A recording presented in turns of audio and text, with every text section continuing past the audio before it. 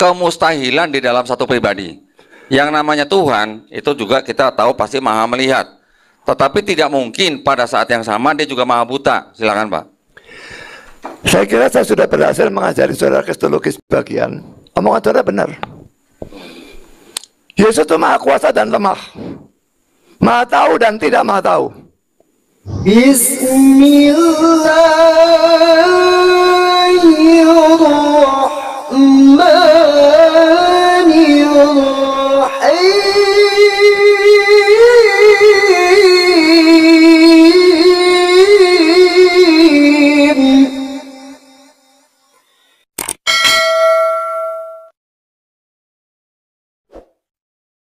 Bismillahirrahmanirrahim. Assalamualaikum warahmatullahi wabarakatuh. Kaum muslimin yang dirahmati Allah, semoga Allah senantiasa curahkan segala rahmat, segala nikmat yang berkepanjangan dan tiada kabur hujung dari dunia hingga akhirat. Insyaallah, Allah pun kumpulkan kita para kaum muslimin di bawah naungan Rasulullah beserta para nabi, beserta para orang-orang yang Allah kasih, Allah sayangi, Allah cinta, insyaallah di bawah naungan Rasulullah kelak di mana tiada naungan selain daripada naungannya, insyaallah. Amin amin Allahumma amin.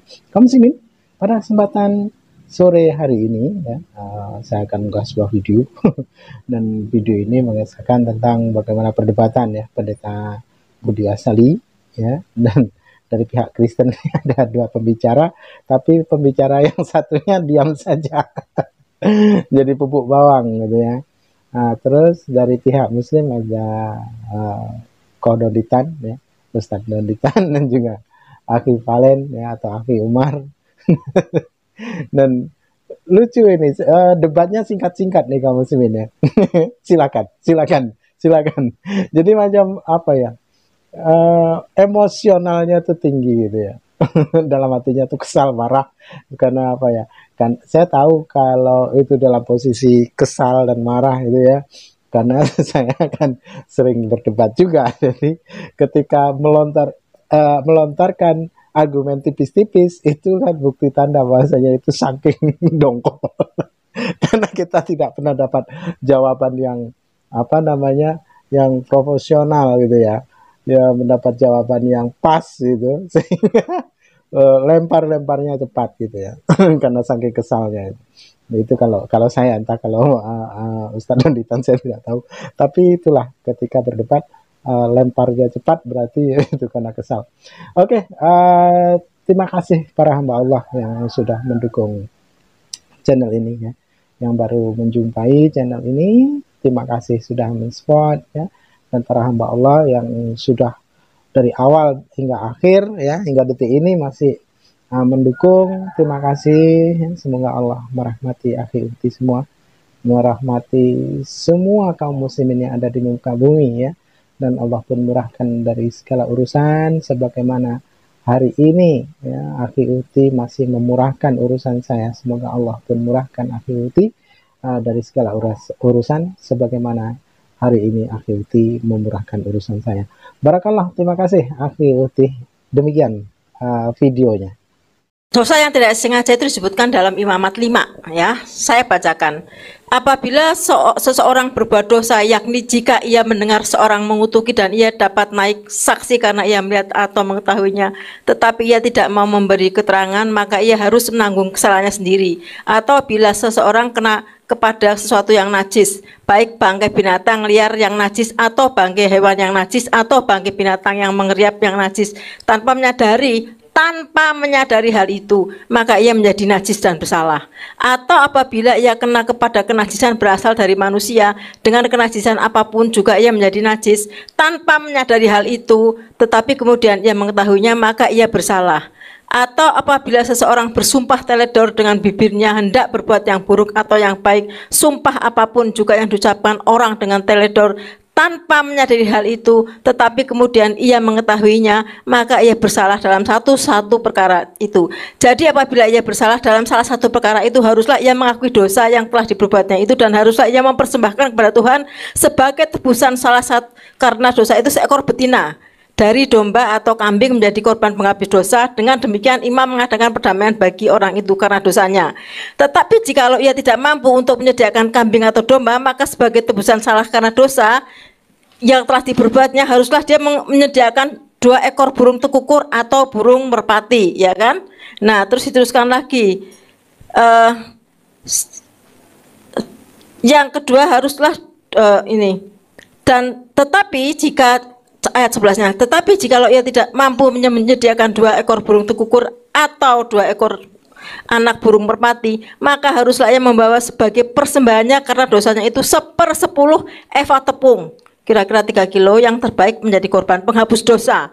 Nah, ini disebutkan di Imamat 5, 1-5, apa aja yang dimaksud dengan dosa yang tidak sengaja, apa hukumannya, menyediakan domba, darah domba. Tetapi kalau dia tidak mampu berarti bisa diganti dengan burung tekukur. Jika dia tidak mampu juga bisa diganti dengan 1/10 eva tepung. Ya, ini jelas bukan berarti tidak seperti Ibrani tanpa penumpahan darah tidak ada pengampunan. Ini tidak sesuai dengan Taurat. Jadi Ibrani ini begini loh. Kalau Bapak mengatakan, kalau saya berkata begini, saya lihat Al-Quran loh, nggak bisa, saya nggak percaya Al-Quran. Sama kalau bicara tentang PL ini kan kitabnya orang Yahudi. Bapak mengambil ke perjanjian baru, nggak bisa, ini tidak sesuai dengan saya. Hak Bapak untuk percaya perjanjian baru dan hak Bapak untuk percaya nggak percaya Al-Quran gitu loh Pak. Jadi wajar aja kalau saya nggak akan menyebut Quran karena Bapak pasti itu bukan firman Tuhan. Sama yang punya PL, yang punya tanah juga mengatakan itu bukan firman Tuhan. Itu hak masing-masing dan kita menghormati. Itu hak Bapak, itu hak kami, itu hak mereka.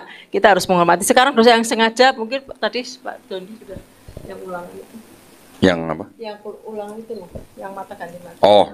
Ya, yang sengaja. Ini tidak sengaja sudah saya baca ya. Di Keluaran 21 tadi berapa? 21:15. Hukumannya apa aja? Yang tadi berapa? Sebentar. Mata ganti mata ini.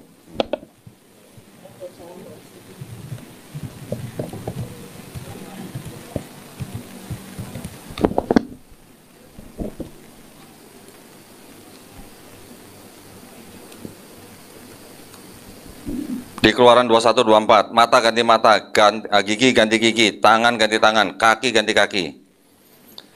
Ya, lecur ganti lecur, luka ganti luka, bengkak ganti bengkak. Itu Bu. Ya, artinya maksudnya jika dia sengaja dosanya itu besar, membunuh, misalnya membuat merudak paksa orang, ya kan, mencuri, menganiaya orang, itu dosa-dosa yang bukan dosa kecil seperti ini, maka dia harus sesuai dengan itu. Ya, tidak sesuai dengan ini. Saya kira cukup, silakan. Mana yang mengatakan bahwa dosa sengaja tidak bisa diampuni? Silakan. Tadi cuma dosa sengaja, tidak sengaja.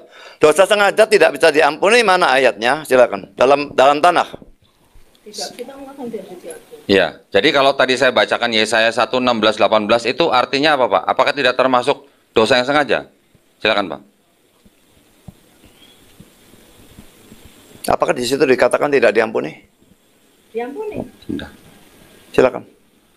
Bapak tadi dengar kalimat yang saya bacakan nggak? Jikalau dosamu merah seperti kirmizi, akan putih seperti salju. Itu maksudnya apa Pak? Silakan Pak. Diampuni. Ya, Silakan. Dosa besar tidak perlu darah. Dosa tidak sengaja itu ya. Itu dosa besar, artinya dosa yang disengaja. Dosa disengaja diampuni. Tadi katanya dosa tidak disengaja Ya, diampuni, silakan, dosa silakan. sengaja tidak diampuni. Silakan.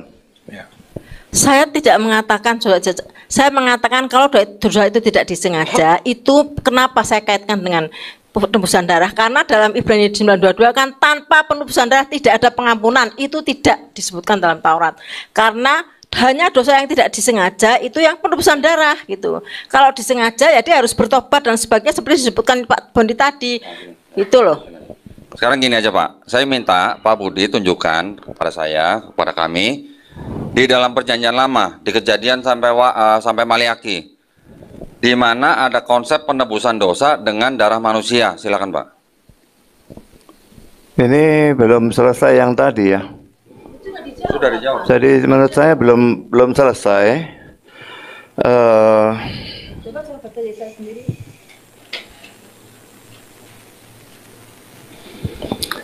Ini ada dosa sengaja ya. Lihat. Ya.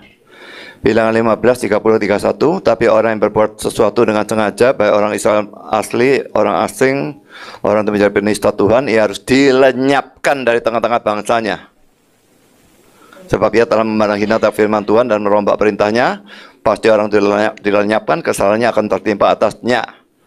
Saya tadi mengatakan bisa diampuni, ini bilang dilenyapkan. Silakan. Jadi kontradiksi dong Pak, silakan Pak. Loh, justru penafsiran saudara yang kontradiksi dari Yesaya 1 ayat 16, silakan. Berarti apakah Yesaya 1, 16, 18 itu salah? Silakan Pak. Itu bukan dosa sengaja.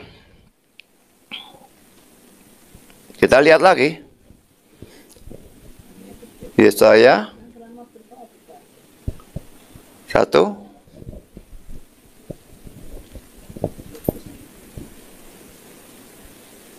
Gantilah berbuat jahat. Yang dosa sengaja yang mana? Silakan. Coba ke atas Pak, silakan Pak. Ya? Ke atas, ayat ke atas. Dari 15. perikopnya. Lihat Pak. Sampai ayat 1. Perikopnya. Terus. Sudah mentok nih. Sebentar. Stop dulu Pak. Sana yang jalan tuh. Silakan. Yang di ayat 10 atasnya ada tuh Pak. Kalau ini Bapak menggunakan program ini itu tidak ada perikopnya. Betul nggak? Iya memang. Yang di ayat 10 coba Pak, ada perikopnya nggak? Bertobat lebih baik daripada mempersembahkan korban. Bertobat Pak, silakan Pak. Mana bertobat? Silakan. Nah iya itu adalah perikop. Makanya Bapak kalau pakai ini tidak ada perikop. Loh. Coba tolong ditunjukkan. Pakai Alkitab fisik maksudnya? Iya. Perikop itu tidak termasuk firman Tuhan itu ayat di atas itu. Saya tahu, tapi Iya. berarti Silakan. yang menerjemahkan tahu itu konteksnya apa kan Pak? Tuh, Konteksnya adalah perikop bertobat. yang salah tuh banyak, Pak. Oke. Silakan. Berarti salah Pak, Bible Bapak. Loh, perikop bukan Alkitab tuh. Jadi- itu tambahan dari orang. Itu masuk dalam Alkitab loh Pak. Loh, Tadi Bapak bilang kalau masuk dalam Alkitab berarti firman Allah katanya. Terjemahan wali gereja segala macam masuk Alkitab ya enggak lah. Di situ ada perikopnya nggak Pak? Coba lihat. Yesaya 1 ayat 10. Sebelum 10. Silakan Pak.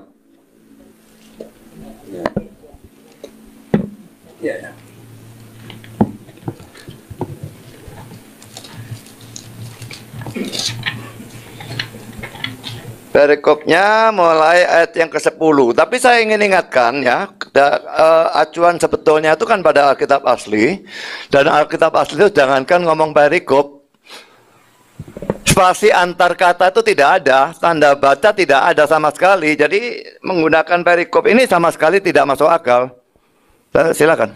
Jadi menurut Bapak, apakah Bapak mau koreksi pernyataan Bapak tadi yang udah masuk Alkitab itu semuanya adalah diilhami oleh Allah? Silakan Pak. Kalau perikop ini tidak termasuk dalam Alkitab. Silakan. Jadi bukan firman Allah? Bukan. Baik, kalau begitu ini tidak semuanya firman Allah ya Pak ya? Silakan Pak. Tidak. Kalau memang dalam kata-kata saudara ya, seperti itu, tidak. Ada bertobat di atas, yang itu huruf cetak miring, itu menunjukkan bahwa itu tidak ada di dalam aslinya. Silakan. Saya tahu itu Pak tidak ada dalam Iya, kitab makanya. aslinya. Saya tahu. Iya. Tapi tadi saya mencatat pernyataan Bapak bahwa apapun yang sudah masuk ke dalam Alkitab ini adalah firman Allah atau diilhami oleh Allah. Apakah sekarang Bapak mau koreksi? Silakan. Loh, kalau ini keterangan-keterangan di bawah seperti ini ya enggak lah. Lain maksudnya ya saya kira saudara mengerti cuma pura-pura enggak ngerti saja. Silakan. Bukan saya nggak ngerti, saya mencatat pernyataan Bapak. Apapun yang Iya, masuk ke tapi- dalam Alkitab ini adalah diilhami oleh Allah atau firman Allah, gitu. Saudara pasti ngerti maksud saya, tapi sekarang pura-pura enggak mengerti. Saya Silakan. mengerti Pak, saya sangat Iya. mengerti. Cuman saya cuma pengen Iya. Bapak jujur atau tidak mengkoreksi pernyataan Bapak di awal bahwa apapun yang masuk dalam sini itu adalah firman Allah atau diilhami oleh Allah, gitu. Silakan Pak. Saya tidak merasa perlu mengoreksi karena yang saya maksudkan itu ayat 1, ayat Baik. 2, ayat 3 dan seterusnya begitu. Silakan. Baik, kalau Bapak tidak mau mengoreksi, saya menanya. Yohanes 1 ayat 5 ayat 7 itu firman Allah bukan Pak? Silakan. Bukan. Silakan. Nah, itu sudah kontradiksi lagi dengan pernyataan Bapak.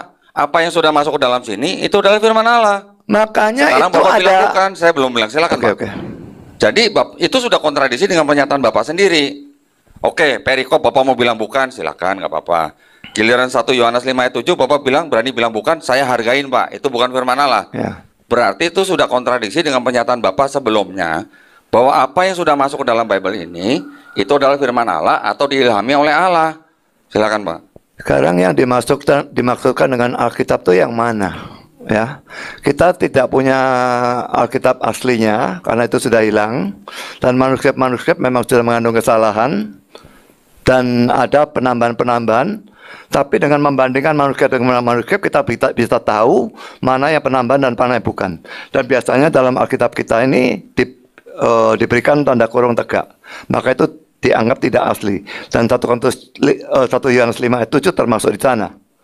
Ya, tapi saya kembali kepada pertanyaan yang tadi, yang belum dijawab. Dosa sengaja itu mana? Dosa sengaja itu mana? Baik, kalau begitu pernyataan Bapak Silakan. itu tidak sesuai. Silakan. Kalau begitu pernyataan Bapak tidak sesuai dengan yang tadi Bapak katakan sebelumnya. Bapak bilang, saya masih ingat sekali, yang masuk ke dalam Alkitab itu adalah firman Allah dan atau diilhami oleh Allah. Satu. Yang kedua, kalau Bapak bilang mengatakan bahwa 1 Yohanes 5 ayat 7 itu bukan ayat atau firman Allah, itu sudah kontradiksi dengan pernyataan Bapak. Saya akan menjawab lagi bahwa yang disebut di Yesaya 1 ayat 16 sampai 18, saya yakin Bapak juga pasti tahu, dan Bapak tadi sudah menjawab bahwa itu diampuni.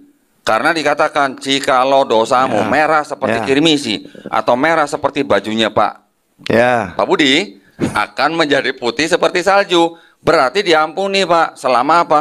Selama bertobat. Nah, pertanyaan saya belum dijawab. Di mana ayatnya di PL ada konsep penebusan dosa menggunakan darah manusia? Silakan Pak. Nanti dulu, ini saya belum selesai. Ya, ini Bapak belum membuktikan bahwa ini adalah dosa sengaja. Ya makanya diampuni. Lalu kalau memang mau membahas tentang darah itu, justru darah binatang tidak bisa mengampuni dosa. Sudah saya berikan tadi dalam Ibrani pasal 10 ayat 4 dan ayat 11. Jadi itu firman Tuhan gitu loh. Jadi tidak bisa mengampuni sama sekali. Yang bisa mengampuni justru darah itu manusia yang berdosa. Yesus harus menjadi manusia karena sebagai Allah dia tidak bisa mati. Dia menjadi manusia supaya bisa mati. Lalu dia memikul hukuman dosa dari manusia. Silakan. Pak mau nanya, kalau bangsa Niniwe itu diampunin nggak Pak dosanya Pak? Silakan Pak. Bangsa Niniwe diampuni, silakan. Terus pakai darah manusia atau darah apa Pak? Silakan Pak. Semua pengampunan itu harus dengan darah Kristus. Apakah Kristus yang akan datang atau Kristus yang sudah datang? Silakan. Nah, bangsa Niniwe itu diampuni dengan darah Yesus atau bukan Pak? Silakan Pak. Saya bilang semua Pak, silakan. Terus Yesusnya kapan menumpahkan darah untuk bangsa Niniwe Pak? Silakan. Kalau Yesus tidak bisa menumpahkan darah untuk bangsa Niniwe, dia juga tidak bisa menumpahkan darah untuk Abraham, Musa dan sebagainya. Mereka semua orang zaman perjanjian lama mati semua, masuk neraka semua. Yesus menumpahkan darahnya itu berlaku surut dan berlaku ke depan juga. Semua orang pilihan di seluruh zaman, dia mati untuk mereka. Saya belum ada waktu Yesus mati, tapi Tuhan tahu dosa saya, dan itu sudah dipikul oleh hukumannya oleh Yesus. Karena itu saya tidak bisa dihukum lagi. Saya akan tunjukkan kepada saudara.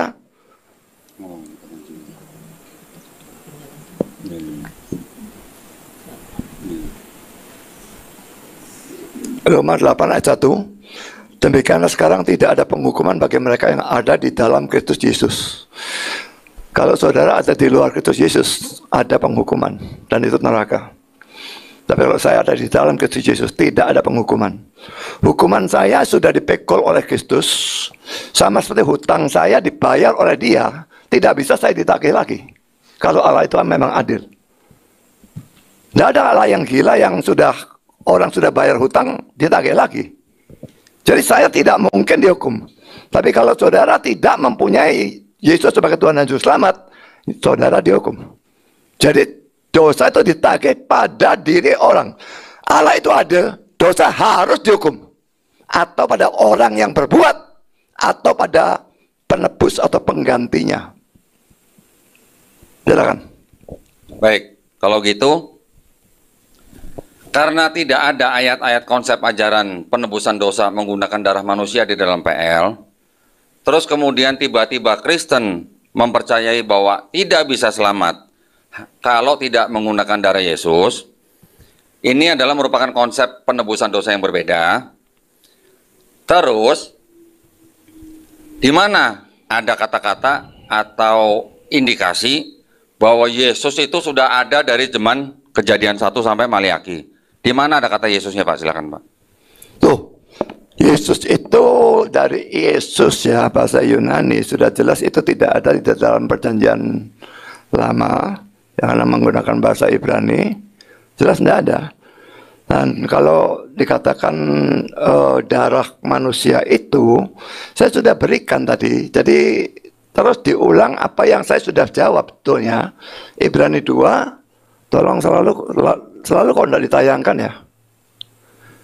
Ibrani 2 ayat 14, anak-anak itu adalah anak-anak dari darah dan daging, maka ia juga menjadi sama dengan mereka. Lalu ayat 16, sebab sesungguhnya bukan malaikat-malaikat yang dia kasihani, tapi keturunan Abrahamnya yang dia kasihani. Itulah sebabnya maka dalam segala hal ia harus disamakan dengan saudara-saudaranya. Yesus menjadi manusia sama dengan kita, kecuali dalam hal dosa. Dosa tidak termasuk dalam hakikat manusia. Harus menjadi manusia dan dikorbankan sebagai manusia. Jadi adalah omong kosong kalau korban itu harus binatang dan tidak boleh manusia. Ini mengatakan harus manusia, bukan binatang. Darah binatang sudah saya katakan tadi, Ibrani 10 ayat 4 dan ayat 11, tidak bisa mengampuni dosa. Silakan. Jawaban Bapak sepertinya tidak mengarah kepada poin yang saya tanya gitu, Pak. Kalau Bapak mengandalkan Ibrani yang tidak tahu siapa yang menulis, kemudian Bapak jadikan dasar sebagai itu adalah justifikasi untuk perjanjian lama, itu sepertinya juga masih mengada-ngada, Pak. Ya.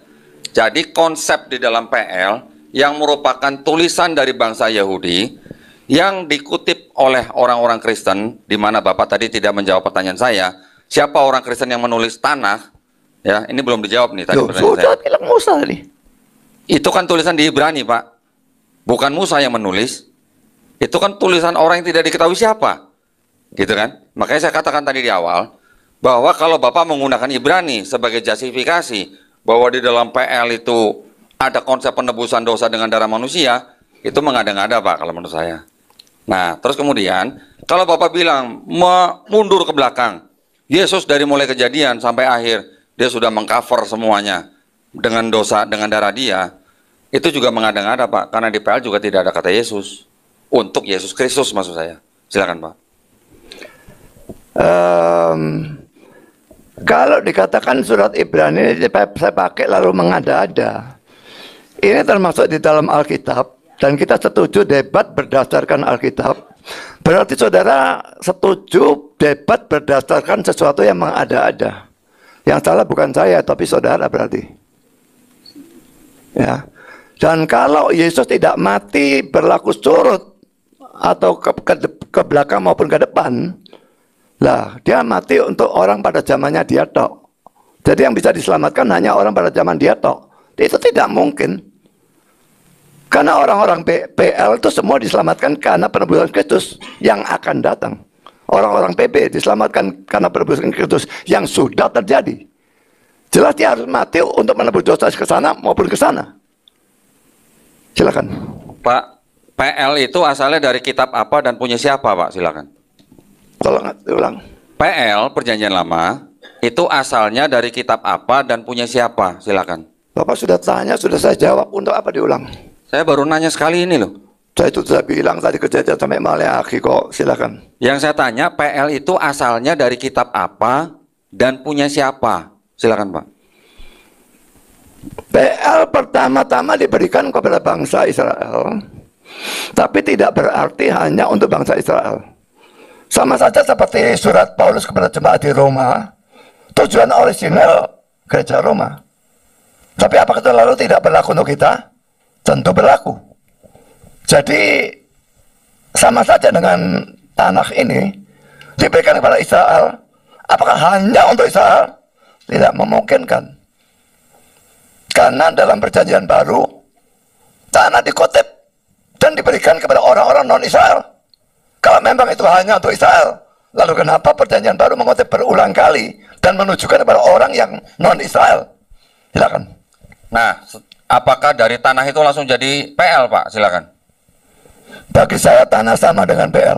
Silakan. Bapak pernah dengar Septuaginta, Pak? Silakan. Pernah. Silakan. Artinya apa tuh, Pak, Septuaginta? Silakan, Pak. Septuaginta itu tanah yang diterjemahkan ke dalam bahasa Yunani. Silakan. Apakah Septuaginta diterjemahkan oleh orang-orang Kristen, Pak? Silakan. Saya tidak tahu siapa yang menerjemahkan Septuaginta, tapi rasanya bukan orang Kristen. Apakah Saya tahu. Oh, belum, sorry. Jadi saya tidak tahu. Sudah. Tidak penting ya, silakan. Sudah. Apakah Septuaginta dikoreksi oleh bapak-bapak gereja, Pak? Silakan. Saya tidak tahu juga, silakan. Yang mengoreksi Septuaginta sampai pada akhir abad keempat itu adalah bapak-bapak gereja dari abad kedua, Origen, Lucian, dan Hesesius. Apakah orang-orang Yahudi yang memiliki tanah dalam bahasa Ibrani mengakui terjemahan Septuaginta, Pak? Silakan. Apa buktinya kalau orang-orang itu yang saya sebutkan itu mengoreksi Septuaginta? Silakan. Baik, Yesaya 7:14 silakan buka, Pak. Apakah kata Ha'almah di dalam PL Bapak itu artinya perawan atau perempuan muda? Perawan. Kenapa kata Ha'almah di dalam Yesaya 7:14 dalam bahasa Ibrani Ha'almah diterjemahkan ke dalam bahasa Yunani menjadi Parthenos? Kenapa kata yang sama Ha'almah di Keluaran 2 ayat 8 menjadi Neanis, Pak? Silakan. Yang jelas Yesaya 7 ayat 14 dikutip di dalam Matius 1 dan jelas itu diterjemahkan sebagai perawan. Dan kalau saudara mau bicara tentang Yesaya 7 ayat 14 ya.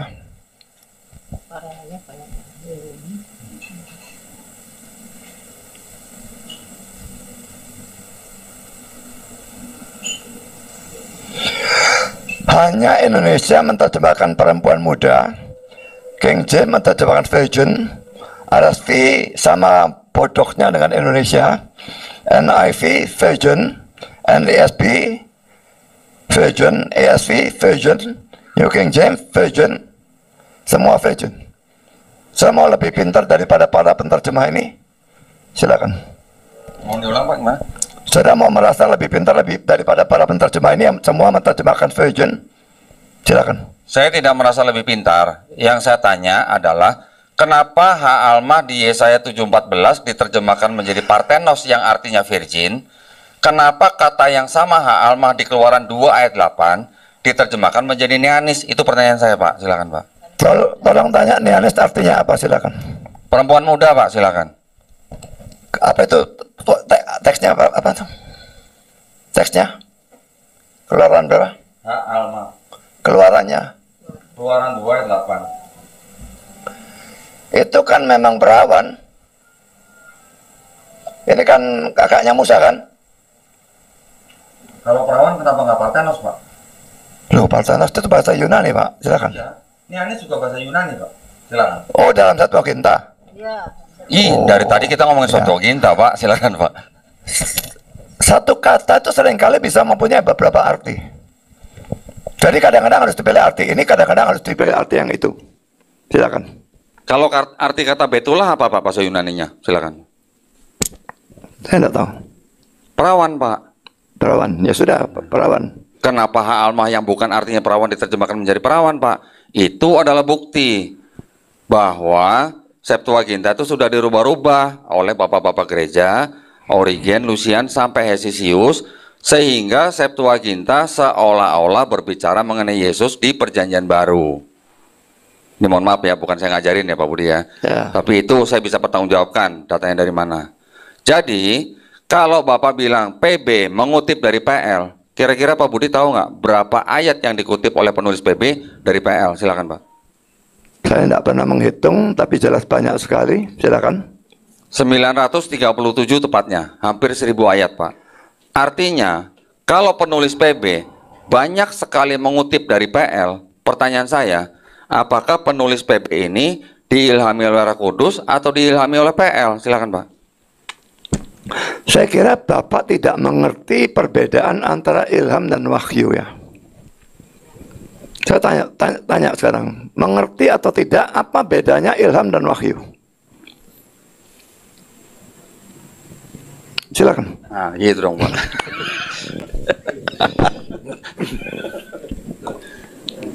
Wahyu Pak, kalau menurut kami wahyu itu adalah apa namanya ya, dari Tuhan, berasal dari Tuhan, diberikan kepada manusia khususnya nabi ya. Kalau ilham bisa diberikan kepada manusia biasa seperti kita. Silakan. ilham diberikan kepada manusia biasa seperti kita. Itu sama sekali salah. Ya. Wahyu memang Tuhan memberikan kalau pengertian itu tidak bisa didapat dengan cara biasa. Alkitab itu bukan seluruhnya wahyu. Misalnya Injil Lukas diawali dengan dia menyelidiki. Lalu dalam Musa berjalan di padang gurun, dia mengalami semua itu, dia tulis, dia tidak butuh wahyu. Jadi Alkitab itu bukan seluruhnya wahyu. Tapi semua penulis Alkitab diilhami Allah. Ilham itu yang diberikan Allah kepada manusia yang menulis itu supaya tulisannya tidak bisa salah. Silakan. Itu bedanya. Iya. Jadi PB itu firman Tuhan bukan, Pak? Ya, silakan. 2 Korintus 5 ayat 21 firman Tuhan bukan? 2 Korintus 5 ayat 21. Iya. Belum bilang, silakan. Silakan. Sudah. Saudara yang mesti tunjukkan ayatnya dong, silakan. Saya bacain. Dia yang tidak mengenal dia yang tidak mengenal dosa telah dibuatnya menjadi dosa karena kita. Ya. Terus? Bagaimana mungkin Yesus bisa menebus manusia dari dosa sementara dia dibuat Allah menjadi dosa? Dia itu kan Yesus, Pak. Dia yang tidak mengenal dosa telah dibuatnya. Nyanya itu huruf gede. Jadi Yesus yang tidak mengenal dosa telah dibuat Allah menjadi dosa karena Pak Pendeta Budi Asali. Kita itu kan manusia. Ya. Terus? Bagaimana mungkin seorang pribadi kedua dari Allah Trinitas dibuat Allah Bapa menjadi dosa? Kan nggak koser. Saudara percaya ilmu penafsiran atau tidak? Silakan. Silakan. Saya sudah jawab. Anda pakai tafsir siapa? Kan tafsir ada Matthew Henry, Yerusalem, Bapak Gereja, Saint Agustinus, Thomas Aquinas. Anda Tolong pakai tafsir yang tunjukkan mana? satu saja penafsir yang mengatakan bahwa di sini ini artinya Yesus dibuat menjadi orang berdosa. Dia Silakan. enggak. Oke, lanjut. Sudah, silakan. Ya, dia di situ siapa? D-nya huruf gede. Saya kenal Pak Pendeta Anwar Chen. Itu D-nya huruf gede. Itu Yesus bukan? Silakan. Dia D-nya huruf gede loh Pak Budi. Iya, memang. Yesus kan? Bagian awalnya dia tidak mengenal dosa. Iya, terus Dibuatnya dibuatnya menjadi dosa. Nah, yang membuat Yesus menjadi dosa siapa? Silakan. Allah Bapa bukan? Allah, ya. Berarti Silakan. Allah Bapa membuat Allah Putra menjadi dosa karena Tidak. loh. Silakan. Bagaimana Anda berkata tidak? Yesus di Makanya- dalam perspektif Anda Kita- sebagai seorang Timernya sudah pindah ke sini. jadi kalau Anda mengatakan bahwa tidak, bagaimana mungkin Anda seorang Calvinis yang mempunyai paham Trinitarian, tres personae, una substantia discreti non separati, Yesus yang adalah Allah Putra memiliki dua nature, hypostatic union, Anda mengatakan bahwa Yesus bukan Allah Putra. Yesus Allah Putra tidak? Silakan Pak. Coba dibaca sekali lagi. Ini jelas bicara tentang Yesus bukan sebagai Allah. Loh, bagaimana mungkin? Saya belum selesai. Tapi dia bicara sebagai Yesus sebagai manusia. Dia yang tidak mengenal dosa. Kalau Allah tidak dibicarakan seperti itu, ini Yesus sebagai manusia. Silakan.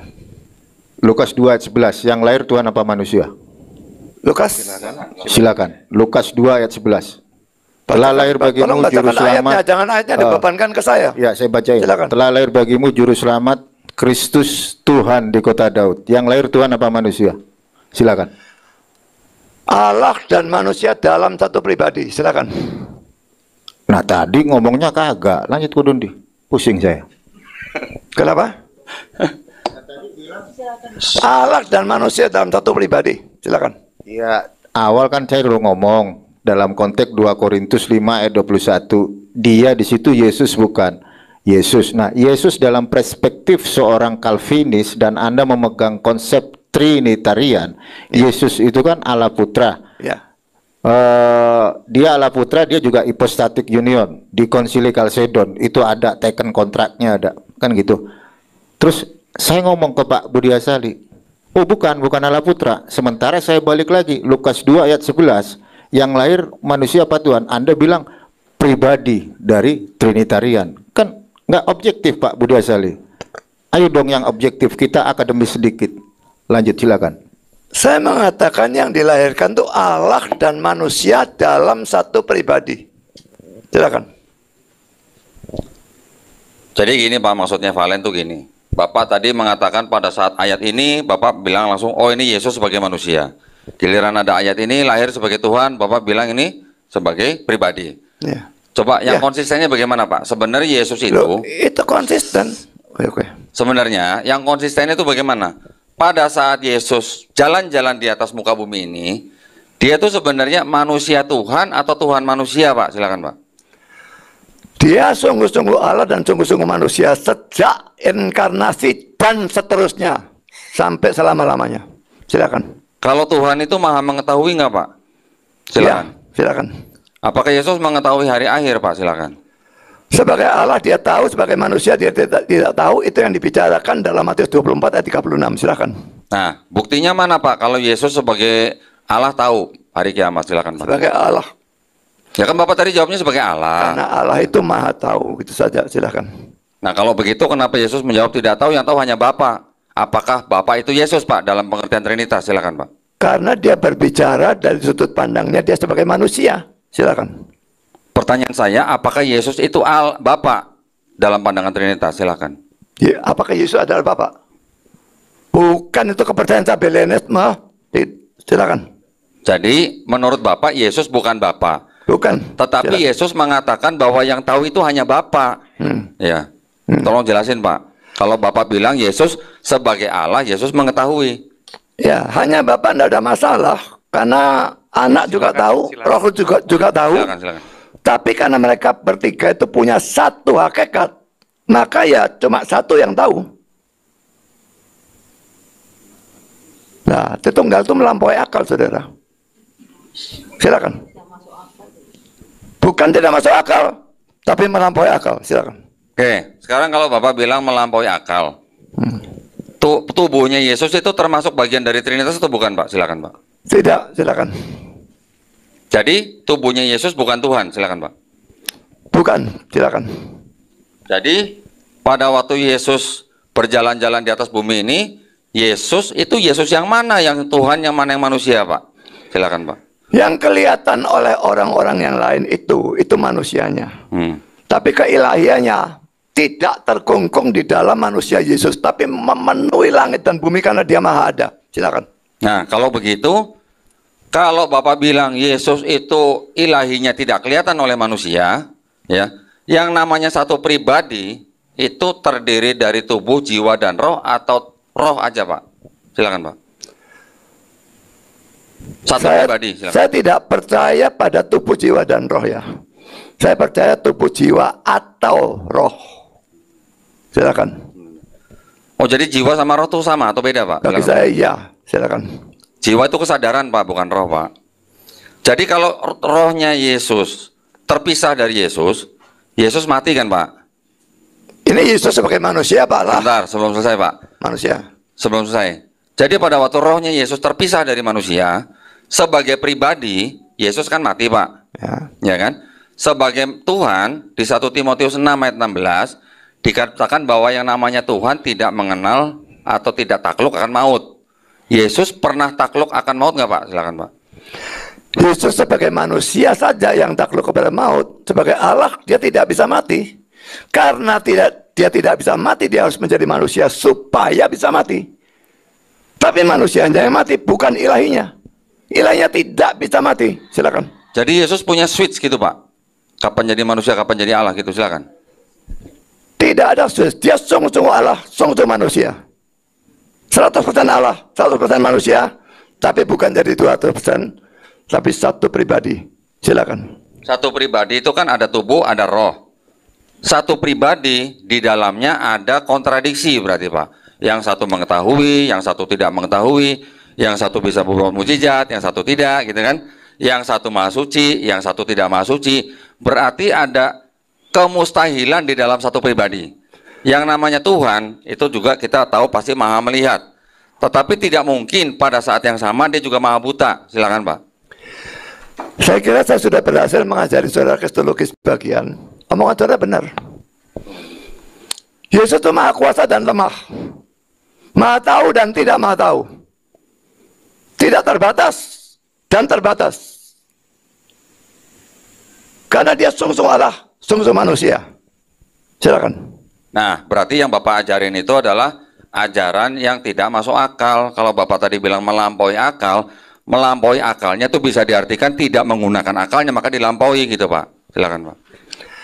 Baik Tritunggal maupun Kristologi itu kita belajar tentang Allah. Justru kalau itu melampaui akal, itu masuk akal. Karena otak kita ini terbatas sekali, cepat ya. Allahnya tidak terbatas. Sekarang saya tanya, masuk akalkah kalau akal yang terbatas bisa mengerti total Allah yang tidak terbatas? Silakan. Iya. Oke. Jadi ini kan ngomongin Trinitas tadi berarti Pak Budi ya. Bapak kalau ngomong tidak jelas ya. Pak Budi barusan aja kan ngomongin tentang Trinitas. Iya kan, secara nggak langsung kan udah ngomong Trinitas kan. Menurut Anda, apakah Trinitas itu masuk akal dan bisa dipahami? Silakan. Tidak bisa dipahami secara keseluruhan, menyeluruh tidak bisa. Comprehend dalam bahasa Inggris tidak bisa. Tapi understand bisa. Sampai taraf di mana Alkitab menghendaki. Dia memang melampaui akal. Dan Allah memang harus seperti itu. Maaf, sebentar. Kita kembali, topik kita adalah keselamatan ya, saya ingatkan lagi. Topik kita Ya, keselamatan. makanya ini lari kita lari sampai kepada Trinitas soalnya. Ya. Tapi pertanyaan saya tentang Trinitas belum dijawab, sudah dialihkan ke sana begitu. Loh enggak, kan sama aja. Ini kan Pak Budi Asali tadi ngomong. Jawab dulu pertanyaan saya. Pertanyaannya tadi belum dijawab. Masuk akalkah itu tadi? Saya tanya. Ya, Bapak menanyakan masuk akalkah kita memahami sesuatu yang tidak masuk akal, gitu ya Pak ya? Tuh, otak kita yang terbatas Ya. memahami secara keseluruhan Allah yang tidak terbatas gitu loh. Ya. Otak kita kan terbatas. Yang Bapak tanya tadi masuk akal atau tidak kan Pak gitu ya? Atau otak kita yang terbatas ini bagaimana memahami sesuatu yang tidak Ya, terbatas ya. gitu kan? Justru karena otak kita terbatas itu Pak, makanya kita juga tidak bisa memahami sesuatu yang tidak Tangkapnya terbatas. siapa ini? Oh ya sudah. Ya, justru karena otak kita terbatas, kita tidak bisa memahami yang tidak terbatas. Tetapi sesuatu yang tidak terbatas itu, kalau dia mau mengajarkan kepada manusia yang terbatas, dia tidak perlu pura-pura menjadi manusia atau menyamar jadi manusia hanya untuk mati oleh ciptaannya sendiri. Ya Pak ya, pertanyaan saya Pak, sebelum Yesus turun ke bumi, Yesus tahu nggak dia bakal mati Pak? Silakan. Tentu dia tahu. Tolong ditampilkan punya saya. Ya. Jadi kalau saya tadi mengatakan bahwa Allah itu tidak bisa dimengerti, ini ada firman Tuhannya, Ayub 11 ayat 7 sampai 9.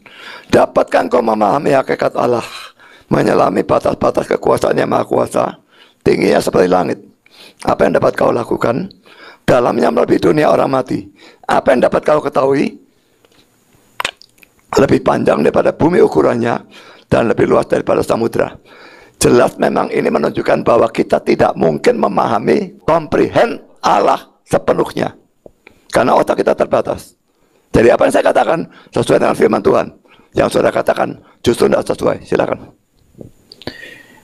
Ya, jadi konsep ketuhanan Pak Budi Asali, apakah Pak Budi Asali bisa menjelaskan? Terkait dengan tadi pertanyaan saya kan langsung Bapak jawab diarahkan ke Trinitas kan gitu. Apakah Anda bisa menjelaskan Trinitas? Saya menjelaskan Trinitas. Iya. Bisa tapi butuh waktu banyak. Silakan. Iya, jadi bagaimana mungkin Pak Budi Asali bisa menjelaskan Trinitas sementara Saint Agustinus, Thomas Aquinas itu bernarasi loh Pak Budi. Barang siapa bisa menjelaskan Trinitas, maka Trinitas bukan lagi misteri. Ayo dong, kita jujur dong. Trinitas, that is a mystery of God. Sekarang kalau saya bertanya ke Pak Budi Asali, tunjukkan di mana ayatnya Yesus itu Allah Putra secara letterlix. Silakan. Nanti dulu pertanyaannya dia Agustinus Toto lari ke Allah Putra gimana toh? Silakan. Jadi gini Pak Budi Asali, kalau Pak Budi Asali paham konsep trias, triados, haga, triada, tres personae, una substantia, discreti, non separati, Anda harusnya paham sebagai seorang Calvinis gitu. Bukankah Bapak Gereja mengajarkan barang siapa yang bisa menjelaskan Trinitas, maka Trinitas bukan lagi misteri. Sementara Pak Budi Asali ngomong, oh saya bisa menjelaskan Trinitas, Anda siapa kan gitu. Kan lebih besar Bapak Gereja daripada Anda. Sama halnya dengan Deki Ngadas ngomong seperti itu, anak saya aja bisa jelasin Trinitas. Berarti Saint Augustinus, Thomas Aquinas, bohong dong. Bukankah Bapak Gereja itu kan udah paten, mulai dari magisterium, katekismus Gereja Katolik, semua dijelaskan Pak. Jadi ayo kita jujur, kalau misal ada, saya bertanya, Pak bisa ngejelasin nggak Trinitas? Oh nggak bisa. Kenapa? That is a mystery of God. Selesai Pak, nggak usah dikarang, nggak akademis. Lanjut ke Doni. Nah, sekarang gini Pak, saya melanjutkan dari Pak Umar. Minta tolong Pak tunjukkan ayat di dalam seluruh PB Perjanjian Baru ajaran konsep Trinitas. Silakan Pak. Saya jawab yang ini dulu ya. Saya tadi sudah membedakan ya antara kata understand dan comprehend. Kita bisa mengerti Trinitas sampai taraf tertentu yang Tuhan kehendaki. Tapi begitu bicara tentang hubungan hakikat dan pribadi, itu yang sudah misteri yang tidak bisa dikomprehend, bisa dimengerti secara total, tidak memungkinkan. Jadi saya mengajarnya juga sampai segitu. Agustinus sendiri juga mengajarkan Trinitas, kok bisa enggak diajarkan gimana? Tapi ada bagian-bagian yang tidak bisa diajarkan ataupun dimengerti. Silakan. Iya, tapi kan itu udah gini, gue tanya, yang lahir Yesus itu kan hypostatic union, sepenuhnya manusia. Yesus Kristus dia kan hypostatic union, dua natur, sepenuhnya manusia, sepenuhnya Allah. Mungkin terlalu dekat barangkali ya, jadi gemah, jadi malah tambah enggak. Yesus itu kan dia punya dua natur. Iya.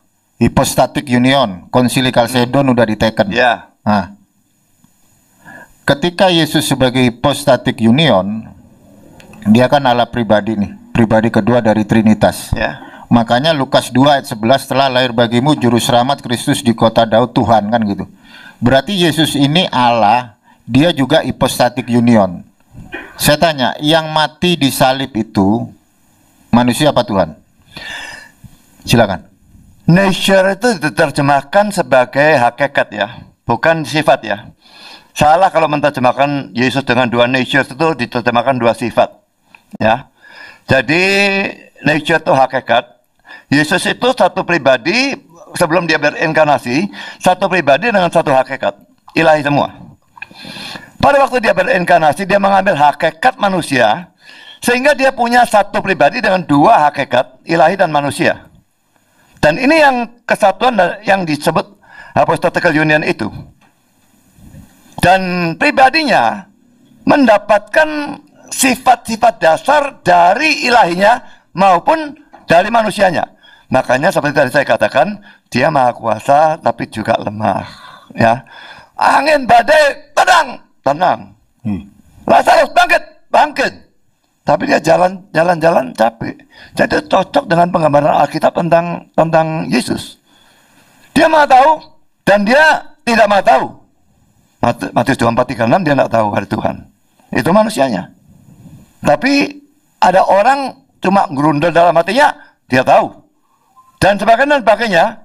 Jadi memang seperti saya katakan, saya berhasil mengajari saudara Donatan ini kristologi. Dan saya bersyukur untuk itu. Ya, silakan. Ya, jadi gini. One minute. Saya tuh bertanyanya simple loh Pak Budi. Yang disalib itu manusia apa Tuhan, apa hypostatic union gitu loh. Jadi nggak usah dikarang, ditambah-tambahin gitu. Kenapa? Karena ngarangnya nggak akademis gitu loh. Yesus itu kan hypostatic union, dia Allah pribadi kedua dari Trinitas.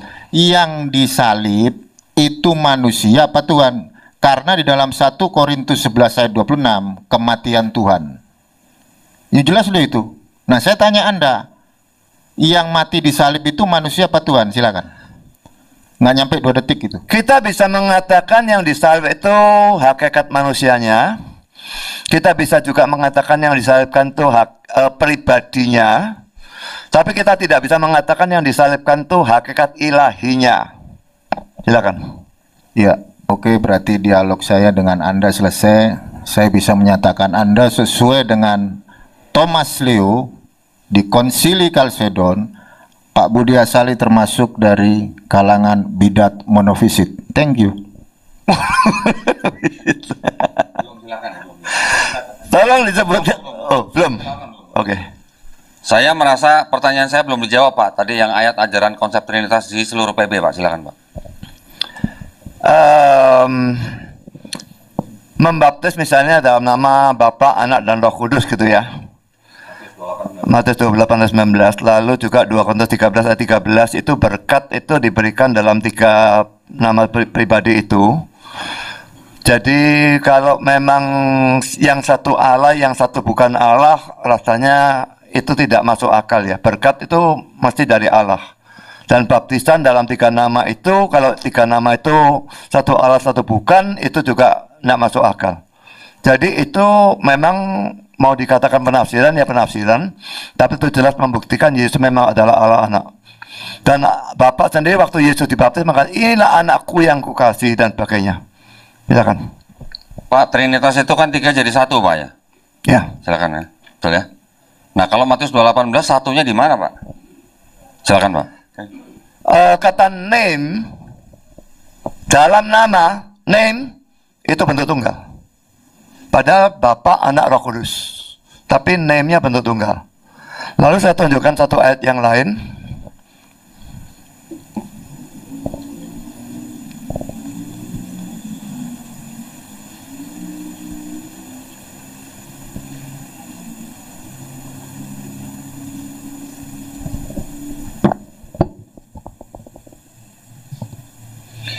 Ayat 30 ini, aku dan Bapa adalah satu. Kalau kita melihat di dalam bahasa Yunaninya ya, di bawah di sini ya, ego kai ho pater and esmen ya.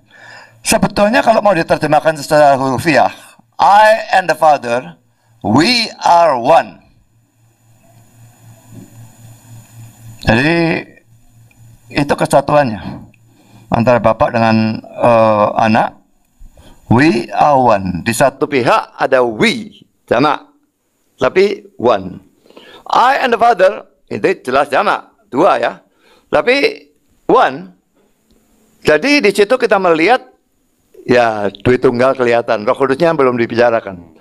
Tapi kalau dilihat dari Matius 28:18, maka ya 19, maka name itu bentuk tunggal, Bapa, Anak, Roh Kudus. Jadi itu salah satu dasar Trinitas itu dari banyak gabungan ayat, saudara. Tidak mungkin dari satu ayat. Tapi 2 ayat itu jelas termasuk ayat-ayat yang mendasari Trinitas. Silakan. Sayangnya, Pak, banyak sekali Bible commentary, bakal ensiklopedia, yang Katolik dan segala macam mengatakan bahwa Matius 28:19 itu ayat sisipan, Pak, di abad kedua, Pak. Bisa dibaca tuh, Pak. Bisa dibaca tuh. Banyak tuh. Catholic Encyclopedia 2 ya, dikatakan the baptismal formula was changed from the name of Jesus Christ to the words Father, Son, and Holy Spirit by the Catholic Church in the 2nd century. Banyak sekali, Pak. Saya nggak usah bacakan semua, nanti waktu saya habis. Pertanyaan saya, jadi ini bukan bukti bahwa ada ajaran Trinitas di PB. Kalau Bapak tadi menyebutkan 1 Yohanes 5 ayat 7, Bapak sudah tahu itu ayat palsu, gitu kan? Iya. Oke, sekarang Kalau pertanyaan itu saya, saya Pak. akui. Oke, sekarang saya tanya, dari Matius 28:19, kalau memang dikatakan ini adalah ayat perkataan Yesus, saya minta apa? Ayat-ayat di mana murid-murid Yesus membaptis di dalam nama Bapa dan Putra dan Roh Kudus di seluruh PB. Silakan, Pak.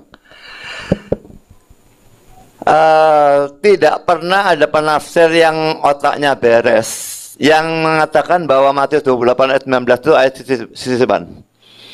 Saya tidak peduli berapa ratus orang yang mengatakan sisipan, itu otaknya tidak beres semua penafsir itu.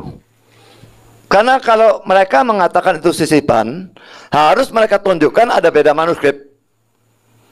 manuskrip ini berkata begini, ini berkata begini, ini tidak ada dan sebagainya, harus seperti itu baru bisa dikatakan ini mungkin bukan asli gitu. Tapi kalau ini tidak, semua sama, jadi itu asli. Jadi saya tidak percaya itu sisipan, tidak peduli siapapun yang ngomong itu. Silakan. Nah, kalau gitu tunjukkan Pak, murid-murid Yesus yang membaptis dalam nama Bapa dan Putra dan Roh Kudus di seluruh PB. Silakan Pak. Itu harus diasumsikan karena mereka diperintahkan, mereka memang bandel rasul-rasul itu atau orang saleh. Yang mana yang benar? Mereka orang beriman, orang saleh. Memang di dalam kisah Rasul bolak-balik dikatakan membaptis dalam nama Yesus, membaptis dalam nama Tuhan Yesus dan sebagainya. Kisah Rasul 2 ayat 38 salah satu diantaranya.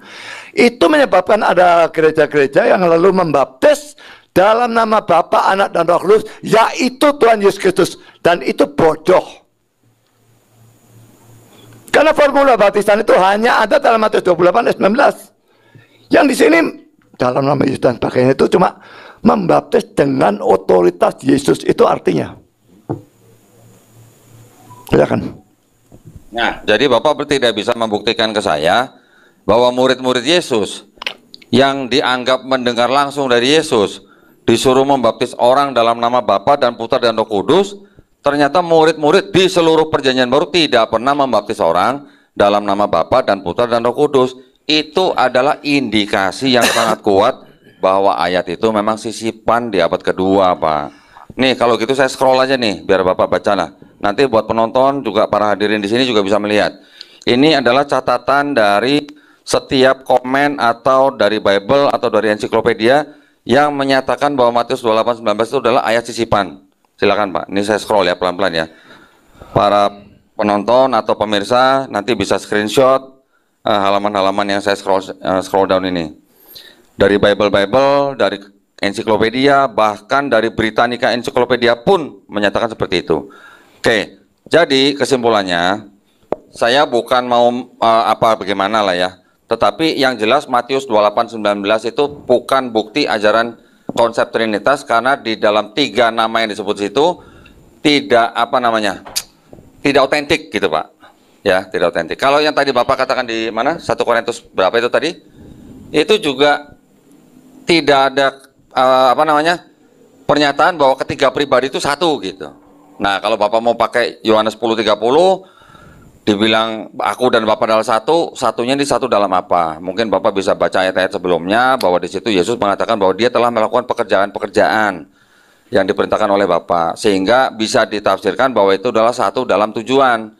Kalau Bapak mau secara literal mengatakan bahwa Yesus dan Bapa adalah satu hakikat, maka Yesus adalah Bapa, berarti Bapak juga harus mempertimbangkan bahwa murid-murid Yesus yang 12 itu yang didoakan oleh Yesus juga yang menjadi satu dengan Yesus, sama seperti Yesus satu dengan Bapa. Berarti Bapak harus menganggap 12 murid Yesus itu juga satu dengan Bapa, yaitu Tuhan juga berarti. Silakan Pak, apakah benar begitu? Bentar ya.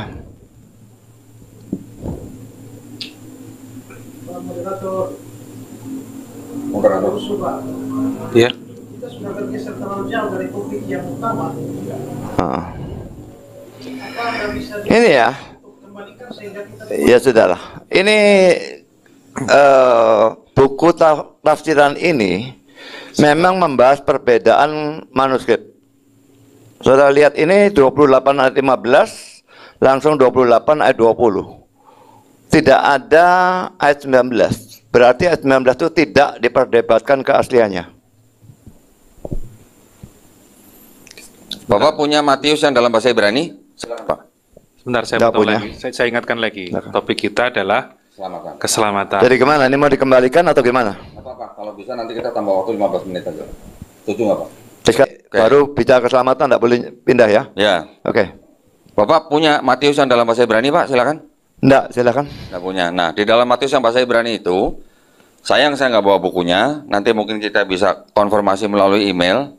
Di dalam Matius bahasa Ibrani itu tidak ada kata yang panjang-panjang Pak, karena itu pergilah dan segala macam sampai baptislah dalam nama ini.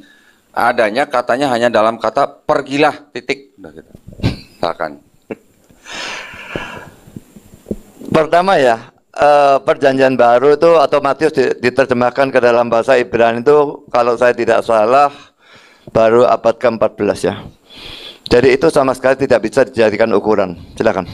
Baik, kalau begitu, Bapak tidak mengakui bahwa Matius 28:19 adalah sisipan, tetapi Bapak juga tidak bisa membuktikan murid-murid Yesus membaptis dalam nama Bapa dan Putra dan Roh Kudus. Jadi pernyataan Bapak tidak bisa dikuatkan dengan tindakan murid-murid Yesus. Jadi makanya pertanyaannya, apakah murid-murid Yesus tidak tak? Demikian tadi kapan sih gini. Yang lucunya lagi nih ya, dari pihak Kristen, Pendeta Budi Asali, berargumentasi sama seperti Pendeta Lamsen Bahu. Jesus itu berkuasa tapi tidak kuasa, ajaib tapi tidak ajaib. Kuat juga maha kuat juga maha lemah gitu ya.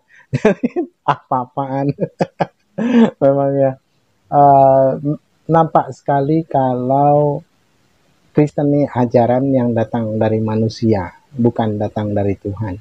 Sehingga apa-apa yang ketika diperdebatkan ya di dalam ranah perdebatan lintas agama ini, ya seperti itulah jawaban hampir semua orang Kristen ya ketika berdebat memberikan jawaban itu berupa-rupa ya, beraneka rupa, bermacam-macam, tidak ada sama, tapi semuanya ngelantur, semuanya bikin kita lucu, bikin kita tertawa ya, semuanya bikin kita geli, kita tertawa ya, karena memang apa yang disampaikannya semuanya tidak masuk akal dan sama seperti Akhif Umar tadi berkata, bahasanya semuanya itu dikarang-karang dan jadi tidak akademis gitu ya. Jadi lucu karena memang dikarang-karang sendiri ya, karena menuruti hawa nafsunya, sehingga memang di dalam Kristen itu memang tidak ada tafsiran paten ya, yang tafsiran pokok yang tidak bisa diubah-ubah atau dikotak-katik, karena di dalam kekristenan itu setiap orang itu berhak untuk menafsirkan kitab ayat-ayat kitab sucinya. Makanya kalau kita bertanya pada orang Kristen ya, bertanya kepada 10 pendeta dengan satu pertanyaan, maka kita akan mendapatkan 11 jawaban yang berbeda-beda gitu. Jadi memang betul adanya itu. Jadi tidak ada umat Islam itu ngarang-ngarang cerita dengan argumentasinya, dengan mengatakan bahwasanya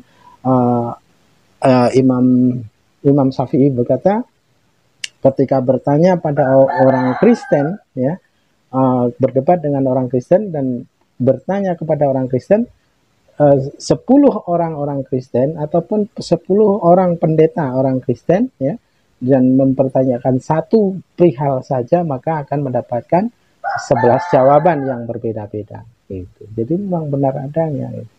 Oke, demikian saja kaum muslimin yang dapat saya sampaikan. Saya Ribut Hussein. Wassalamualaikum warahmatullahi wabarakatuh. Bismillah.